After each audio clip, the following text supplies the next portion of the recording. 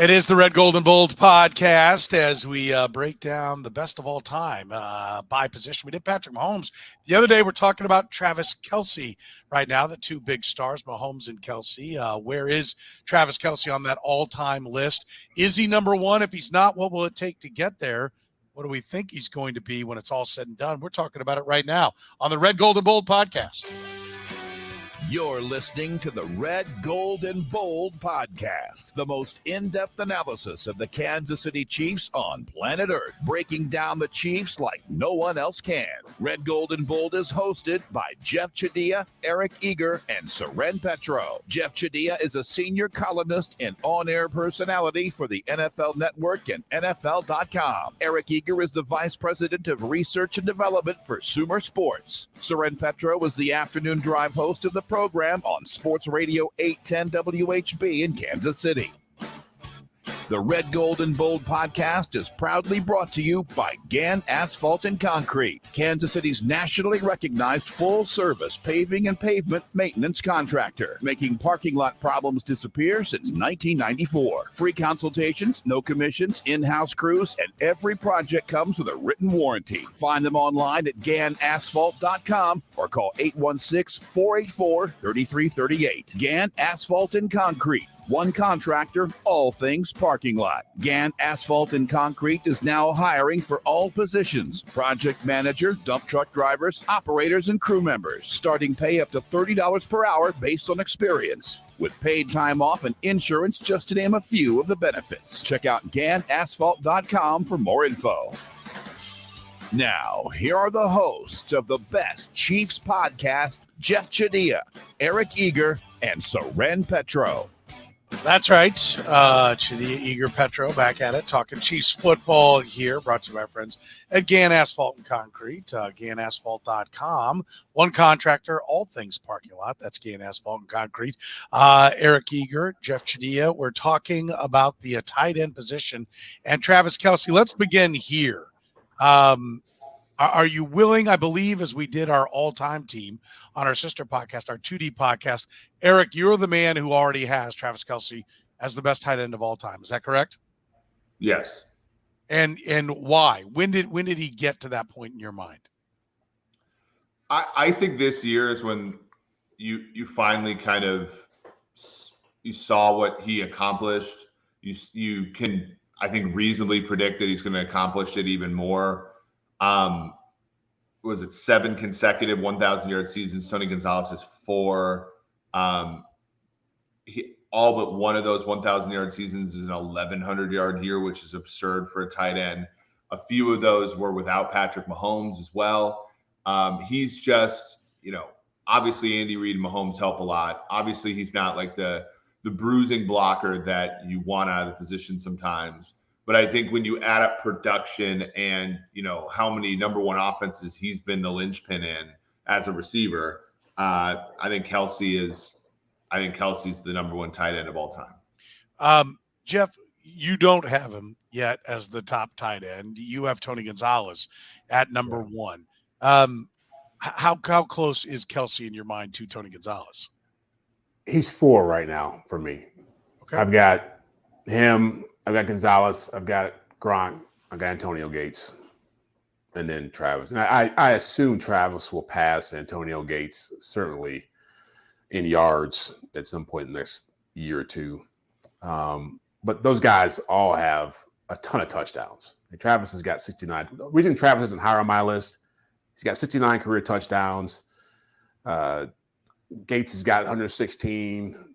Gonzalez got 111. Gronk's got 92. And that's like he's 30 away from the next closest person, or 20, 25, 24. So that's a big thing for me. I agree with everything Eric said. He's a phenomenal player. He's had a phenomenal run. He is, once Gronk left the game, he became the best tight end. But that's also why I don't put him as the best tight end, because when Gronk was in the game at his peak, Gronk was a better player to me. But the way Travis has come on in the last, whatever it's been, 5 or 6 years, he's been an amazing player. Just the route running at his size, the maturation process, big game player, all that stuff you want from that position. The only other thing I'll say about it is that he's played in an era where defense is totally different. And when you play that position and you're not getting beaten up, you're not getting hammered, you're not going across the middle and getting your head taken off like they did back in the day. I mean, there are some great tight ends who aren't even in the conversation anymore, like Mike Ditka and John Mackey and Kellen Winslow, because they just played in a different era. But yeah, the 7 1,000-yard seasons certainly put him into the conversation. How about the touchdown part of it, Eric? I mean, I think that's a very good point by Jeff. Now, Travis Kelce's not done. And I will say that, like, if you look at the double-digit touchdowns, like a lot of the touchdowns are the quantity of years. Antonio Gates played till he was 38 years old. Tony Gonzalez till he was 37. Gronk is kind of the outlier there. He had 92 touchdowns, only played till he was 32 and skipped a year in there in the mix as well. But, like, for Gates, he had, was it 1, 2, 3, 4 double-digit touchdown seasons. Travis Kelce in his career right now has 3. All 3 of those have come in the 5 years that he's playing with Patrick Mahomes, and he had 9 in one of those years that he didn't. How much does the fact that early in his career, 5, 5, 4, the touchdown totals weren't there, how much should that ding Travis Kelce? Yeah, and he started later, so he's 24 during his rookie year and 25 before he played really meaningful snaps on offense for the Chiefs. And then, when you look at the offense's production, 2014, 15, 16, you have 14 touchdowns combined those years. That was not a great offense. I think Kelsey was Kelsey was the only like productive piece. I mean, 9.9 yards per target, 2014, 8.5 and 15, 9.6. His career, yards per target of 9.0. That's almost a yard more than Antonio Gates. That is with having to share some of the love in Kansas City for a while. Gates didn't really have. I mean, they had McCardle there. They had some other guys, but Gates was kind of the main man there.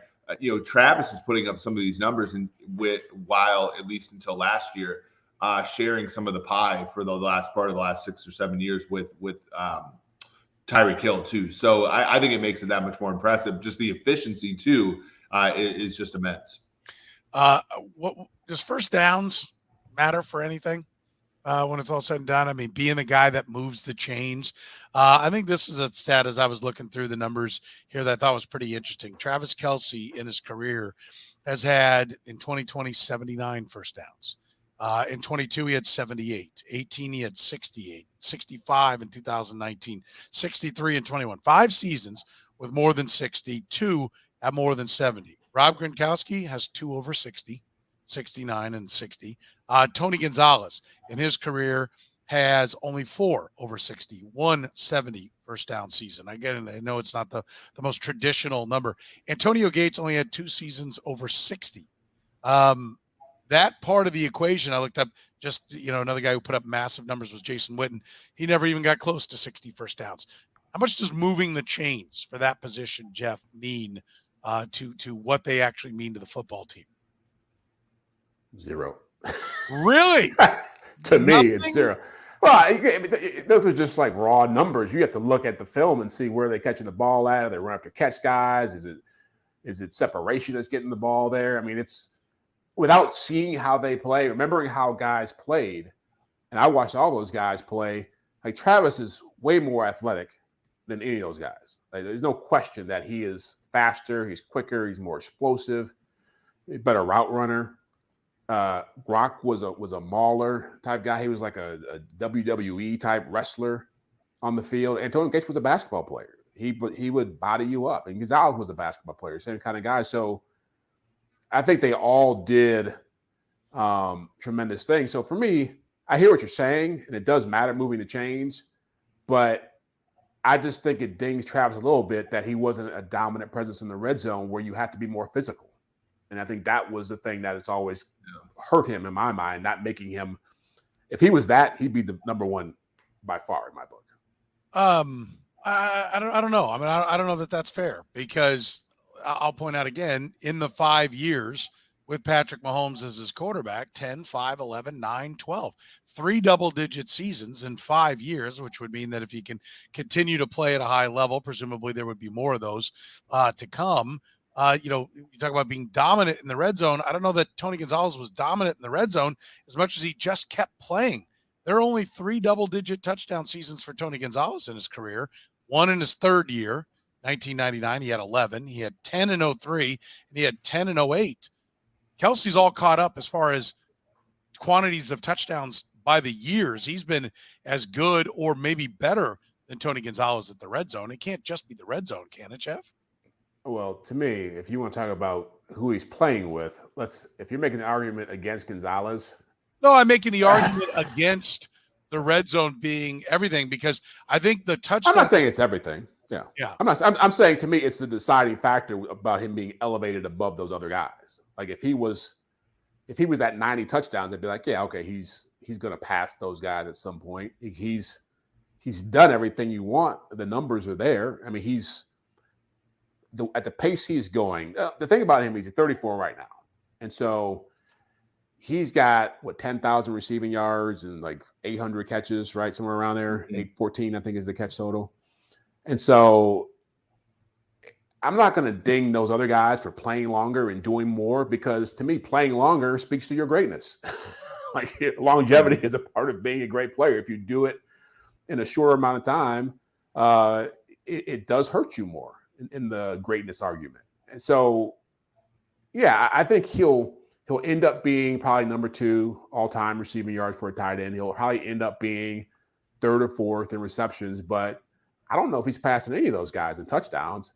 And I'm giving him he's got 23 more to go. Maybe if he has 2 more really good years, but I think after this next coming year, he's going to start to decline. I think you can make a case that Antonio Gates' decline really began after his 34-year-old season. That would be mirroring his career. The numbers started to come down, whether it was injury, not being able to stay healthy, which is part of getting old, is you don't bounce back. The bones are more brittle. The tendons and ligaments aren't as elastic, and so you're more susceptible to injuries. And so I think the next few years are we don't know what you're going to get. Because you can look at Gates and say he backed up. Rob Gronkowski pieced out instead of trying to play through those years. Tony Gonzalez, though, Eric, is kind of the freak that at age 34, 5, 6, 7, he was catching 70, 80, 93, 83 balls. What is the likelihood that Travis Kelce sustains this level? And if he is going to sustain it, for how long? Well, I think that Jeff's right. That's maybe 2 years, but I don't even know if that's the right question. The right question is if Travis plays 6 more years and 2 of them are at the pace he's at now, and the next 4 years are at the pace that all these guys slowed down at, his numbers are going to be ridiculous relative to the rest of these players, right? That's I think the interesting one is that. You think he's playing 6 more years? I mean, why not? He wants to. He said he's going to play. It ain't going to be in Kansas City. I guarantee you after that contract runs out, I'd be shocked if he's still playing here. Well, he said he wants to play until the wheels fall off. So, I mean, we do know that. Okay, so let's say 4 more years. Let's say 2 of them are 1,000 yards-ish seasons with 8 to 10 touchdowns. And then 2 of them are like Antonio Gates off the wagon, 38 catches, 500 yards, 5 touchdowns. To your point, you're at 20 and then another 10, so it's 30 touchdowns. That's going to get him to 99. That's going to get him, I think, in the conversation because he's way more efficient than Gates. Gates had 2 1,000-yard years his whole career. He just different kind of receiver, scored a lot of touchdowns. Well, a different kind of offense too, and more run heavy. Yeah. LaDainian Tomlinson was the central figure. Yeah, I mean, I think the other question is the Patriots won a Super Bowl with Martellus Bennett as their tight end after Gronk got hurt. 2019 they went 12-4 without Gronk. I know Gronk was, offense wasn't great. This Chiefs team, whenever Travis has been injured or ineffective, it's dragged this entire offense down. I think, Tennessee playoff game being one where they can't move the football without him. I think that there's evidence that the Patriots, the Chargers, the Falcons could all do really nice things without these tight ends. I don't know if there's actually evidence that this Chiefs team could do nice things on offense without Travis Kelce. There's. I think that speaks to him being on the top of the list even more. Well, and to your point, you said that the offense slows when he's not in there. Are you talking about when he's on the sideline, taking a breather, Well, no, like the AFC title game this year, he very clearly had a back injury, and he wasn't playing a lot. And that offense in the second half, it was a grind. I mean, you're throwing to Marquez Valdes-Scantling multiple times on a drive. With the Tennessee game where you got a concussion, they didn't move the ball an inch in the second half. Really could have won that playoff game. That was Alex Smith's last start as a Chief. Like it's more. I imagine this team without Kelsey at tight end, and it makes you worried a little bit. We've seen a team like the Patriots even win a Super Bowl with Gronk's backup playing tight end. That's I think a little bit speaks to Travis's brilliance. Is that Gronk, like the Patriots were evidently able to get over Gronk a few times. The Chiefs, I think it's an open question as to whether or not they could get over not having Kelsey. Yeah, they did not get over when he went down with Alex Smith as the quarterback, but against the Tennessee Titans in 2017. He went out. The offense stalled. So that's the most compelling evidence, I think, for your point. But and again, to his credit, I had the microfracture surgery as a rookie and didn't I don't know, I think he played like a couple of snaps, but then played 16, 16, 16, 15 when they benched everybody because they didn't need the game. 16, 16, 15, again benched because they didn't need the game. 16 and 17 games. I think he missed what in 21 did they need the game or was he sat down? I can't remember. Sat him down. Yeah. Sat him down. So like his availability is a big part of his ability. He's definitely always been ready to play, Jeff. I mean, that's one of the things you can't dispute about the guy. Oh yeah. I love Travis. I'm not saying you are. Yeah. I'm not saying you are. I'm just. Yeah, no, he's certainly done everything you want in terms of being available and being clutch. You know, the thing about him, like Eric said, Eric made a great point. He started his career at a much older age than most guys start their careers. And so if he was a guy who started his career at 21, you know, those numbers might be a lot better. If he started his career with Mahomes, those numbers certainly would be a lot better. And I just feel like the way he plays, it's just very hard to project a guy like that being a dominant presence once he's not able to separate from people in the same way because this league adjusts every year. You've seen bigger corners be able to shadow him. You know, people talk about Jalen Ramsey and him turning him around, but that was the only play that Jalen Ramsey gave up in that game covering him. James Bradbury covered him a couple years ago when he played for the Giants on the outside. Travis' ability to move around within the offense and be a threat from any spot, you know, outside in the slot, you know, in line is what makes him really dangerous. And once that begins to go away with his athletic ability, again, you just become more predictable and you're easier to defend. Does he, I mean, so is everybody out there dumb that's not the Jaguars? Because like, if it's that easy to just take him out, why doesn't everybody do it? Right? Like, I mean, he keeps, to Eric's point about the 7 consecutive 1,000-yard seasons. If there's let's dedicate our best guy to him, then he shouldn't have gone for 13, 38, and 12 last year because Tyreek Hill was gone. So why didn't everybody just dedicate their best coverage guy? Or is he that good or Andy Reid that good at getting him open? Well, you got to have a certain type of guy. So you have to have a bigger corner who could play safety, like a guy like the guy in Denver, Surtain, like that kind of a guy. Jalen Ramsey is that kind of guy. Most guys, Derwin James is that kind of a guy. Most people don't have a DB that big and that athletic who can cover him because basically Eric knows this. It's almost like they just clear out for him. If this was basketball, it'd be like clearing out the court and letting him go one-on-one. And so it's very hard to double a guy like that in the middle of the field because it puts your secondary, your coverage in peril because, you know, everybody else is trying to recover one-on-one. And that's the beauty of it. But again, he can do that because he's so big and he's so fast and he's so quick. Yeah. Do you see any style of play being an issue moving forward, Eric, that the recipe is out there and how to stop him, and now they're going to start slowing him down? I think he just wins matchups, right? So as long as, you know, Andy Reid's able to get him matched up, then I think they'll be fine. Like last year, you know, they got rid of Hill, which kind of, like to Jeff's point, got the middle of the field like unclogged, right? Like you have Juju, MBS, Sky Moore, all them like kind of standing in the corner waiting to shoot a three while Kelsey's kind of playing isolation. There are only a handful of players, to Jeff's point, that can do that. I think the only issue for me is that Kelsey's not this big, strong thing, right? But big, strong players like that tend to, I think, kind of age out a little bit weirder. So he's more of a wiry player. He's not like big and muscular. So I wonder like how long that, does he, how much can he keep that athleticism? Because he's not going to be able to win with strength, I don't think. Yeah, it is kind of an interesting case in the sense that, the build that he is. I mean, he's definitely not a wide out. And Eric, you've talked for a while about him, getting slower every year, yet he's still continuing to get open. I mean, I almost wonder if the game isn't, to Jeff, your point about all the way it's different. You can't just blow a guy up the way the safeties used to blow up guys that would come across the middle, which is really, to your point, enhanced the tight end position, those routes that they run in the middle that are there.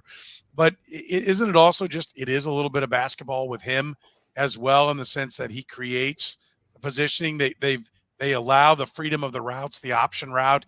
The guy shades him in, he takes it out, and then he's got a long reach, and Mahomes just puts it out there to where it is. I mean, is it post-up basketball style football with him as well? There's some of that. I think Travis, if you were going to compare him to anybody in the modern generation, he's a lot like Shannon Sharpe.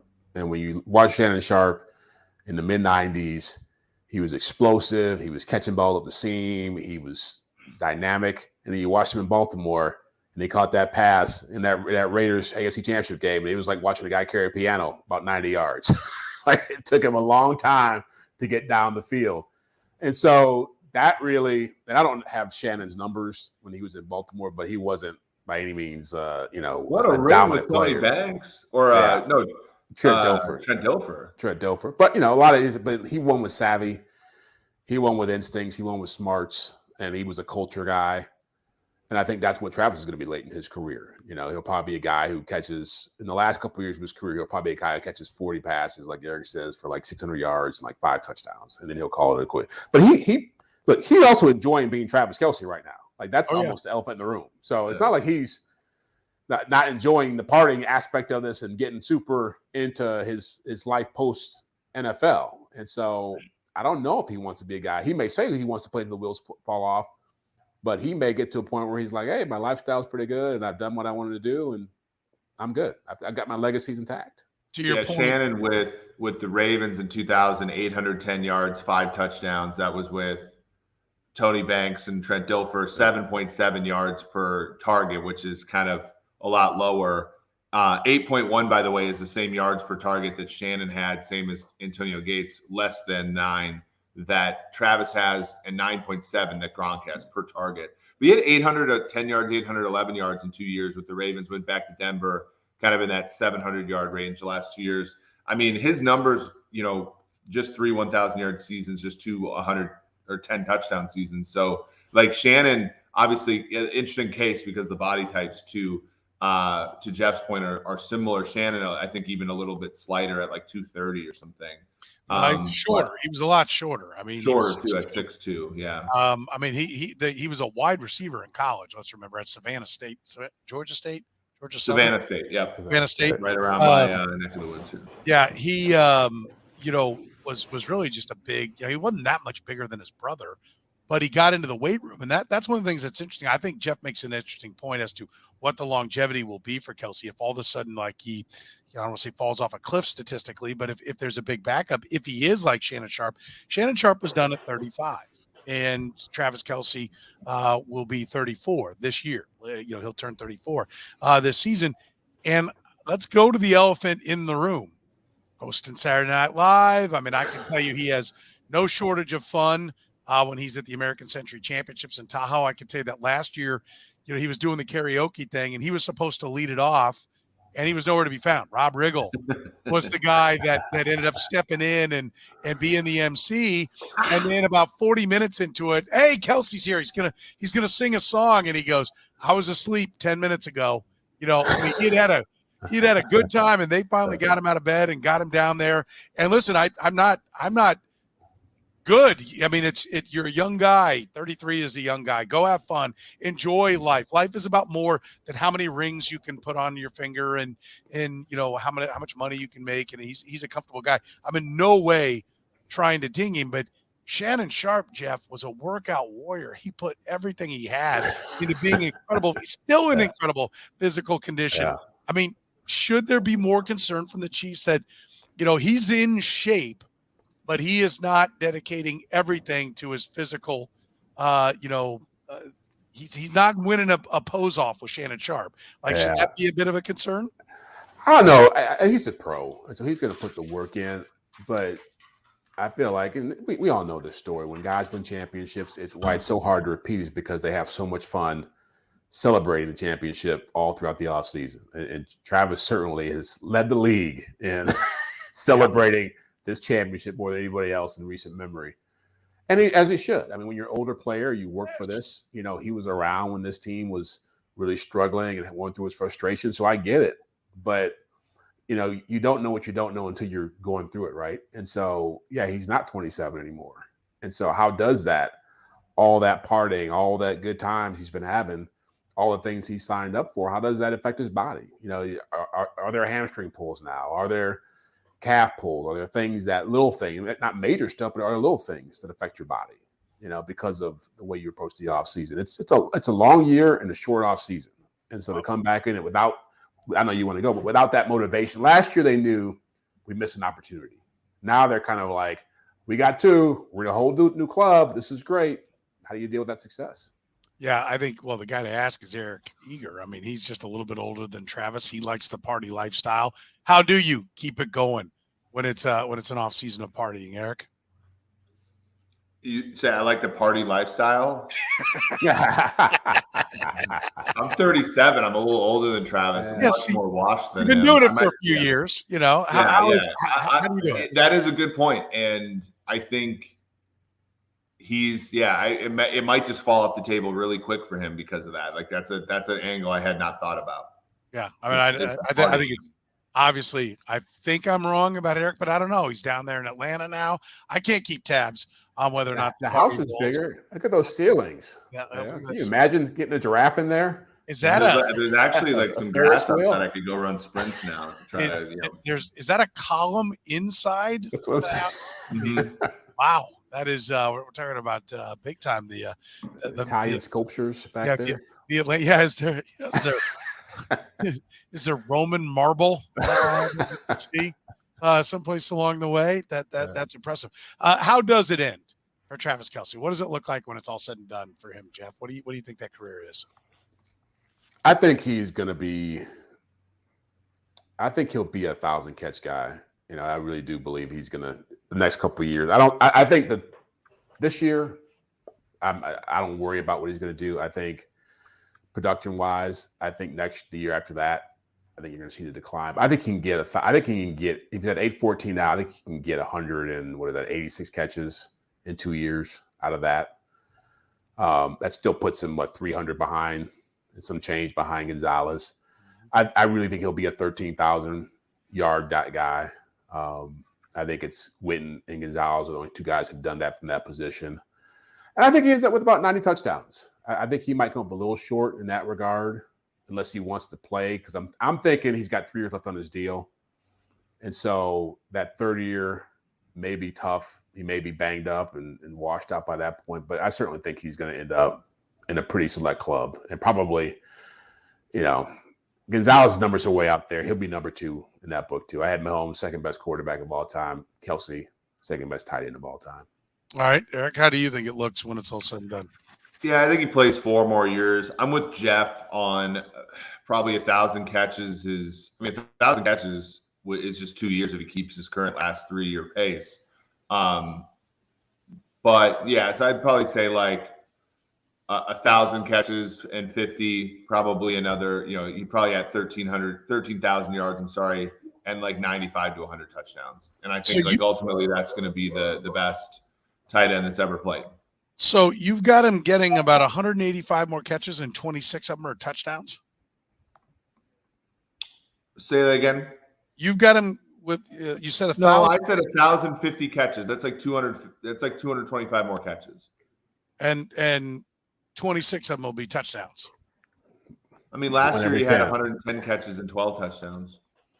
I mean, I'm just looking at, he's got right now 814 and 69, which means. Okay, fine. 1,100 catches and 95 touchdowns. There you go. How about the math guy gets mad at me? You know, You can't give an extra 5? I'm spitball. I'm guessing. I guesstimation station here. But yeah, you called me on the rate there. Your rate is you're end pointing on Alex Smith years. But yes, I since Mahomes has been there, he has 32 touchdowns on a little right around 300 catches the last 2 years. Do we think, or sorry, 3 years? Do we think that pace is not sustainable? I think that pace is sustainable for 1 or 2 more years. I like what you said early on. And then it's a question of if he is going to, and I think for him, it would behoove him if he wants to be known as the greatest tight end of all times. Just to be the backup behind Noah Gray and just catch. Well, maybe not the backup, but just not able to produce the same amount. I mean, you can talk about what the Chiefs need. They need somebody to take that pressure off of him as soon as they can possibly find it. But, I think if he can have 1 or 2 more 1,000-yard seasons, and then he hangs on for 4 more 600-yard seasons where he's part of a team that's good and winning. And I think he would do that. I think if the team's winning, if they land, if Rashee Rice or Sky Moore becomes the guy who's 1,200 yards and can take that pressure off of him, then I'll get it, by the way. Then is that a landline? Is that an no, Amber Alert?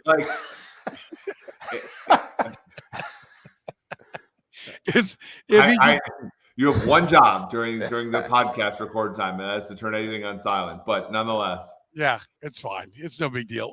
12. But I think if somebody else can emerge as that guy, I don't think Travis Kelce would have a problem going out there and being 606. That's a great point. On a team that's going 13-4.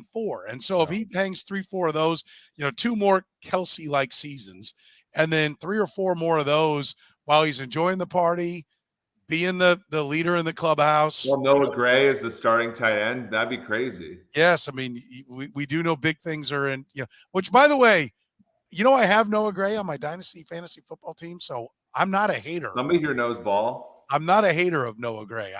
You always he's like in year 3, isn't he? Noah Gray? Yeah. Year they got 3, to start talking 28 about keeping catches around or fifth not. on the team. Year 2. Wow. He's only 1 year behind Kelsey as far as blossoming into a great tight end. Sure. He had 28 more catches than Kelsey, or actually more than that. Kelsey had through 1 year. I didn't think I'd be posing this question, but do you want to call your shot that in 10 years we're asking the question of what Noah Gray has to do to be considered the greatest tight end of all time? No. I mean, Chiefs Ring of Honor, maybe. We'll see. Bang the drum during an AFC title game, maybe. I don't know. But best tight end of all time, that's a stretch. So a better question is, who's willing to say that since their contracts he's got 2 years left, Travis has 3 years left, what happened when Noah Gray's contract's up? Do they extend him and say, bye-bye, Travis? Pass the torch? What happens? I think the Travis Kelce rework thing is an annual deal that's going to put a year on the end of his. I do think there's a want by both team and player to finish his career here. And I think you'll constantly see them flipping money backwards on Travis Kelce and rolling an extra year onto the back end of it. So I don't think Kelsey's leaving. But to your point, it's about like if he's become ineffective, if you're worried about him becoming ineffective, do you walk on Noah Gray? I think everybody's expendable, right? I think everybody's expendable except 15. And I think they will operate that way. I think Kelsey, as long as, you may see the dollars come down, right? You may see after he's had a down year, not until he's had a down year, but you may see the dollars come down because I think there will be a want to play with Patrick Mahomes from Travis Kelce to finish as a Kansas City Chief. Yeah. And I think he knows, was Tony Gonzalez's career hurt by going to Atlanta? No. No, but he went because he was looking to win, right? And to keep his numbers up. So I feel like Travis is going to be an interesting case study just because I think a couple more years, he's a smart guy. And I think he understands there are opportunities for him away from football. And I think he'd rather retire here than go play someplace else to chase numbers.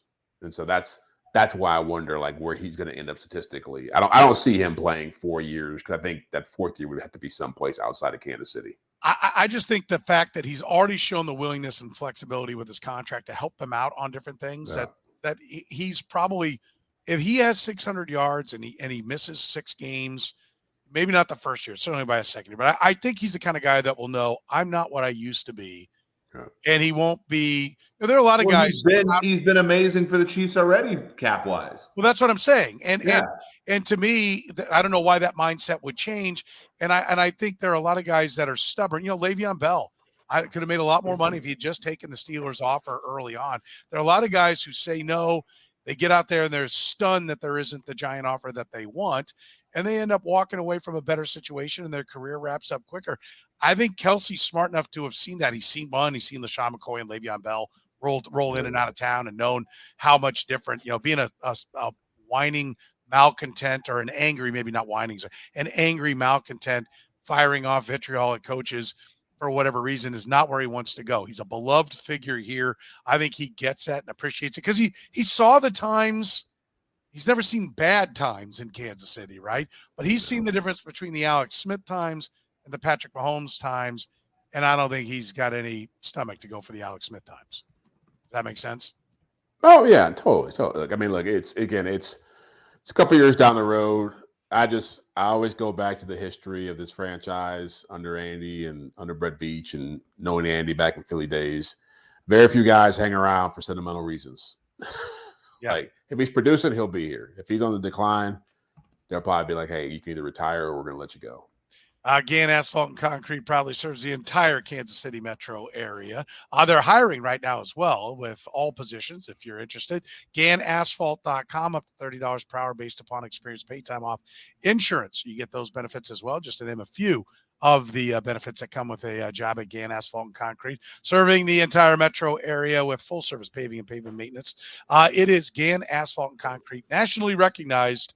No commissions, in-house crews, free consultations. You got problems with your business parking lot, call 816-484-3338. Gann Asphalt and Concrete. One contractor, all things parking lots. Petro, not to step on the ad read here, but don't you think the guys and gals at Gann Asphalt and Concrete are impressed that we got 37 minutes out of a Travis Kelce all-time debate? That is value. That is input, output right there. Lean back. Not as impressed. Lean back so we can see your attire. Get it. Yeah, there you go. Always a lot of headroom with Eric when we do the stream. If you're catching us via the podcast, there's a big brain here. It's gotta be given its big ceilings, big brain, big ceilings here. Big brain, big ego, and you gotta like a guy when it's 100 degrees in Atlanta, Georgia's wearing a hoodie. Yeah. I mean, I'm trying to lose weight, Petro. I'm trying to get my summer slim down. I'm trying to become Travis again. Jeff, what do you think the AC bill is like for those high ceilings? That if the AC's rocking cool enough that he's pulling a hoodie in the dead of summer in Atlanta, Georgia. We're only seeing the West Wing right now. Can we imagine what the rest of the my office is dead at like 85 degrees, and we finally got.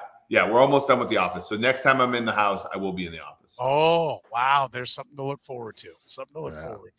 All right. Thanks to our friends again, Asphalt and Concrete. Make sure you tell them you heard about them on the Too Deep podcast. For Jeff Chadiha from the NFL Network, Eric Eager from Sumer Sports, I'm Soren Petro saying thank you very much for joining us here on